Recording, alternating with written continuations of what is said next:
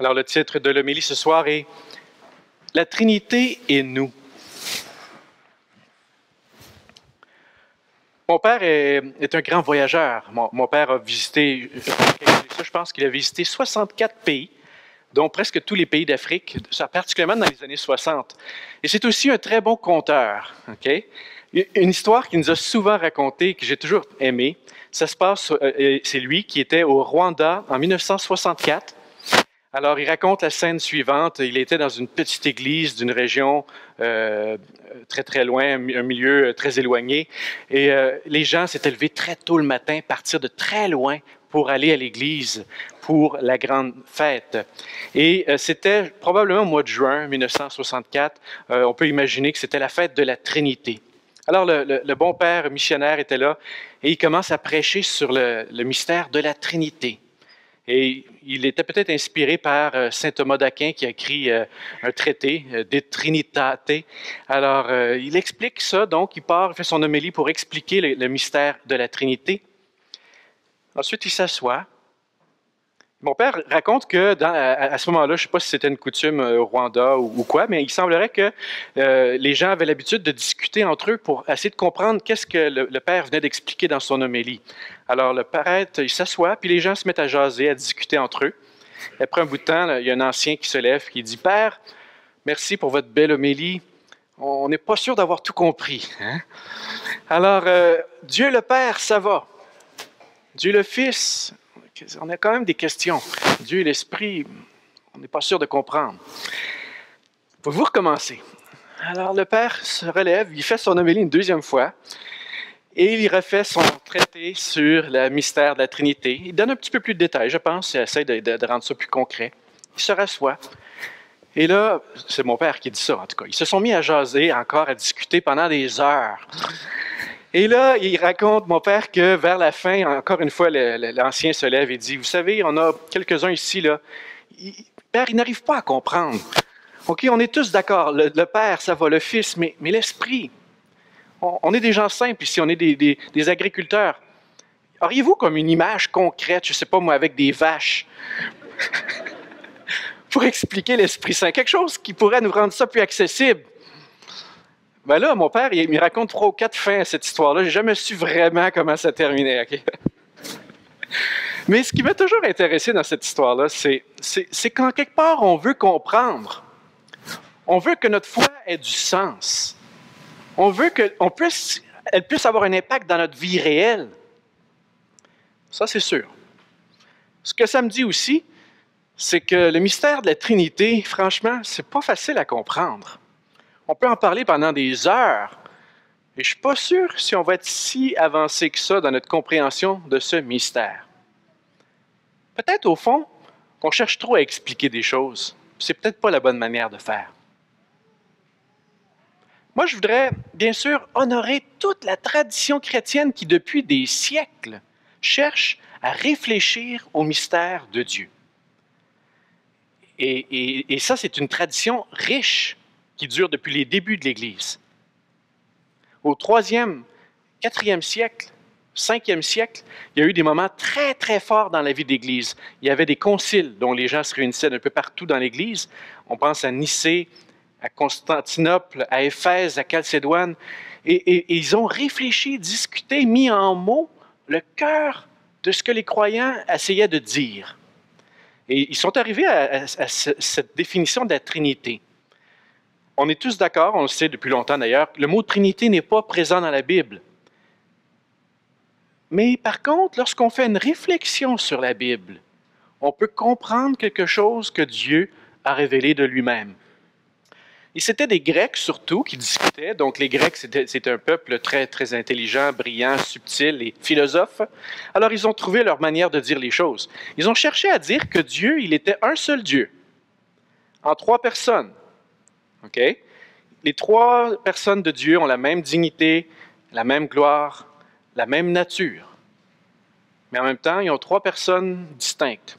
Bon, vous voyez que plus je commence à mettre des mots, plus on se dit, bon, comment on peut vraiment expliquer ça? Hein?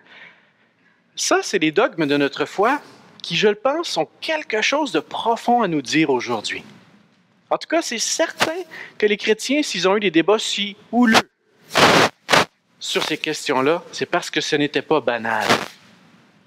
Au fil des siècles, les chrétiens ont été amenés aussi à rendre compte de leur foi, autant dans un climat à l'époque polythéiste. Alors, est-ce que vos trois dieux, c'est pas un polythéisme finalement? Non, c'est un seul Dieu. Puis, face au monothéisme, juifs, musulmans, les questions des musulmans se posent encore aujourd'hui. Ils vont dire, c'est pas vrai, vous n'êtes pas des monothéistes. Ben oui, on est des monothéistes, mais avec toute une richesse de compréhension. Moi, je pense que toute cette réflexion-là, elle a une valeur. D'ailleurs, on la retrouve encore dans la liturgie. Vous allez voir dans la préface que je vais dire tout à l'heure, dans les prières de la Sainte Trinité, on retrouve des traces de cette expérience-là. Mais en même temps, toute notre réflexion humaine, elle a des limites. Nos mots sont limités, nos images sont limitées. Je vous ai déjà parlé il y a quelques années des gens qui essayaient de faire une comparaison entre la Trinité et l'eau, en disant l'eau peut être à la fois liquide, comme de la neige ou de la glace. Bon, merci beaucoup, mais je ne sais pas si ça me dit quelque chose beaucoup plus de Dieu. Hein?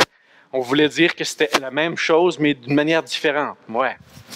Il y avait une histoire, je vous l'ai déjà conté aussi, Saint-Augustin, hein, qui réfléchissait sur la Trinité. Un jour, on dit qu'il marchait sur le bord de la mer, puis il y avait un petit enfant, il y avait un trou dans le sable, puis il mettait toute l'eau de l'océan dans son trou.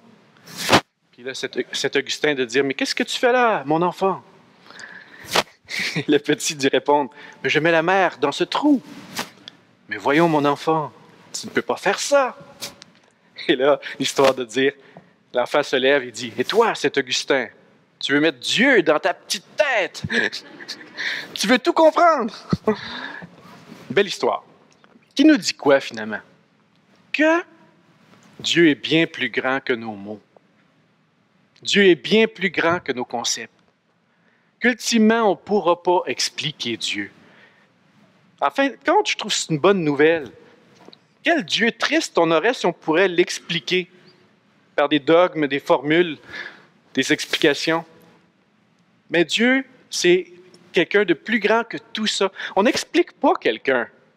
J'aimerais ça s'il y avait une formule qui m'expliquait moi, OK? Vous pourriez dire, ah oui, Pierre-Olivier, voilà, ça c'est la formule de Pierre-Olivier. On t'a expliqué, mais non. Aujourd'hui, il me semble qu'on doit honorer notre quête de sens, mais en même temps reconnaître la limite de cette recherche. On doit entrer dans une compréhension qui dépasse notre intelligence, qui est plus grande que tout. Et la Bible, ce soir, dans le récit de la finale de l'Évangile de Matthieu, je pense qu'elle nous donne une piste sur la manière d'entrer dans une expérience de la Trinité, plutôt qu'une explication. Jésus envoie ses disciples. Et ces disciples, ils vont suivre la demande de Jésus, ils vont aller sur la montagne en Galilée. OK? Et moi, je pense que si on veut entrer dans une compréhension de Dieu, il faut se mettre en marche. Je trouve que c'est un bon début. Si tu veux avoir accès à Dieu, si tu veux comprendre Dieu, bien, il faut que tu acceptes de sortir de ton état où tu es, de ton confort, de ta manière d'être, pour aller ailleurs. Le texte nous dit qu'ils sont allés sur la montagne. Et ce n'est pas anodin. La montagne, on le sait, dans la tradition biblique, c'est le lieu de la révélation. Jésus invite ses disciples à faire une ascension, monter sur la montagne. Allez voir, approchez-vous, venez. Et moi, je pense que si tu veux comprendre la Trinité, si tu veux mieux encore en vivre, tu es invité à monter sur la montagne, à aller vers Dieu. Ils vont faire une expérience. Dieu se révèle. Et la finale de l'Évangile de Matthieu, ce qu'elle nous dit, c'est très fort. Et pour les Juifs du temps, complètement bouleversant. Les disciples vont reconnaître que Jésus est Dieu. Ils se prosternent devant lui. C'est pas rien, là. C'est pas juste « Merci Jésus, on est content de te voir ». Là. Une prosternation, c'est un signe de respect de sa divinité. Ils ont reconnu qu'en Jésus, Dieu est présent. C'est le cœur de toute notre foi chrétienne. Ce que j'aime dans le texte, c'est que Matthieu nous dit, pendant même qu'ils se prosternent, certains eurent des doutes. C'est quand même intéressant. Ça montre que ce n'est pas si facile de croire. Tu as beau être un des 12 apôtres, avoir Jésus devant toi, avoir les conditions optimales sur la montagne, en Israël. Qu'est-ce que tu pourrais demander de mieux dans la vie? Hein? Il est possible qu'encore là, tu aies des doutes. Oui. Je pense que c'est notre nature humaine que Dieu respecte et que l'Évangile respecte. L'expérience de Dieu, on a encore à l'intégrer, à l'intérioriser, à l'assumer, plus encore. Puis enfin, Jésus, il les envoie. Il dit, allez, allez. Puis, donnez mes enseignements, baptisez les gens au nom du Père et du Fils et du Saint-Esprit. C'est une formule trinitaire. C'est ce que le plus proche de la formule trinitaire qu'on a encore aujourd'hui. C'est comme ça qu'on se signe d'ailleurs encore. Et ça, c'est comme si Jésus dit aux disciples, vous allez comprendre mon mystère le jour où vous allez vous mettre en route. C'est dans la vie, c'est dans le mouvement, c'est dans la mission que vous allez saisir qui je suis. En tout respect pour saint Thomas d'Aquin, les penseurs de Chalcédoine, d'Éphèse et tous les autres, c'était des gens qui ont dit dans leurs mots à eux ce qu'ils avaient compris, expérimenté. Mais prenons pas les mots des autres. Il faut faire notre propre expérience. C'est pour ça que je pense, moi, qu'il faut d'abord vivre des choses, puis ensuite, on va chercher à mettre des mots sur ce qu'on vit. Si en cette fête de la Trinité, on entrait dans cette expérience-là, on pourrait découvrir des merveilles, des trésors de Dieu pour nous. D'abord, je vous donne 2-3 petites pistes. Pour moi, la Trinité, ce que ça nous dit aujourd'hui, c'est que notre Dieu n'est pas un Dieu seul. Il n'est pas un Dieu solitaire. On n'a pas non plus une dualité, un Dieu Père et Fils seulement. Dualité, il y a toujours ça peut être un duo, mais ça peut être un duel aussi. Hein? C'est un Dieu en 3 personnes. Et ça, c'est le signe de la communion. Un couple qui s'aime, leur amour devient à un certain moment donné une entité presque en elle-même. De 2, on devient 3. Et lorsqu'on a des enfants, ces enfants peuvent signifier, personnaliser cet amour-là.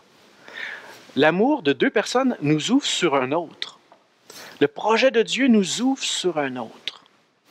Au fond, la Trinité, ce que ça nous dit en différents mots, c'est ce que la Bible nous révèle depuis toujours. Et qui, ça aussi, je pense, on a la misère à le comprendre. C'est que Dieu est amour. On a un Dieu qui est amour. On a un Dieu qui se donne. Le Père et le Fils dans le Saint-Esprit. Les pères de l'Église parlaient d'une danse. C'est un mouvement, c'est un amour. C'est comme si la Trinité, ça pourrait nous aider à comprendre que notre Dieu, ce n'est pas juste lui et nous. C'est un Dieu qui nous ouvre aux autres, à la communauté, puis plus encore au monde. Il me semble que la Trinité nous redit des choses dont on a besoin d'entendre. Tu n'es pas seul, je suis avec toi. Ça, c'est Dieu, le Fils. Tu es mon fils, tu es ma fille. Je t'ai aimé de toute éternité. Ça, c'est Dieu le Père. Je te conduis sur les chemins, je suis avec toi, je vais t'indiquer la route. C'est Dieu l'Esprit. Il me semble que ce mystère de Trinité là, a tellement à nous enseigner, à nous apprendre. Honorons ceux qui ont cherché depuis des siècles à comprendre, à le vivre, à le mettre en mots. Comment on va honorer ça? En faisant notre propre quête pour découvrir ce Dieu d'amour aujourd'hui. Voilà, c'est à peu près ce que je pouvais trouver à vous dire aujourd'hui sur ce mystère de la Trinité. Est-ce que je devrais faire mon homélie une 2e fois? Non, hein? Faudrait que je vous laisse discuter entre vous, là, voir qu'est-ce que vous avez vraiment compris, là. On n'a rien compris, ou on a encore bien d'autres choses à comprendre, ça c'est sûr. On va demander à Dieu dans cette Eucharistie qu'il nous montre ce Dieu d'amour qu'il est pour nous ce soir. Amen.